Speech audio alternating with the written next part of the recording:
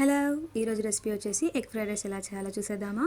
మిర్చి, onions, carrot, కరివేపాకు తీసుకొని నేను మంచిగా చిన్నగా కట్ చేసి పెట్టుకున్నాను.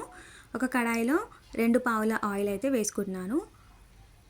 ఆయిల్ కొంచెం హీట్ అయిన తర్వాత కట్ చేసి పెట్టుకున్న పచ్చిమిర్చి వేసుకొని కొంచెం సాల్ట్ వేసుకొని బాగా ఫ్రై చేసుకుందాము.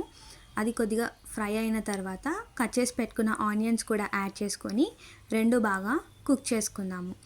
2 కొంచెం కుక్ అయిన తర్వాత కట్ చేసి పెట్టుకున్న కరివేపాకు కూడా యాడ్ చేసేసుకుందాము.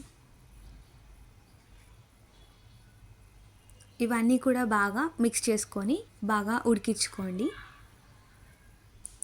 ఇప్పుడు దీనిలోకి ఒక హాఫ్ స్పూన్ వరకు అల్లం వెల్లుల్లి పేస్ట్ కూడా వేసుకొని మంచిగా ఫ్రై చేసుకుందాము. ఇప్పుడు దీనిలోకి కట్ చేసి పెట్టుకున్న క్యారెట్స్ కూడా యాడ్ చేసుకొని అన్నీ ఈవెన్గా కుక్ అవ్వనిద్దాం. బాగా మిక్స్ చేస్తూ కలుపుకోవడం వల్ల ఈవెన్గా అన్నీ కుక్ అవుతాయి. హాఫ్ స్పూన్ వరకు పసుపు కూడా వేసుకొని బాగా మిక్స్ చేసుకుందాము. ఇలా దగ్గరకు వచ్చిన తర్వాత నేను ఇక్కడ 3 ఎగ్స్ అయితే పగలగొట్టుకుంటున్నాను. మీరు మీ క్వాంటిటీని బట్టి వేసుకోండి.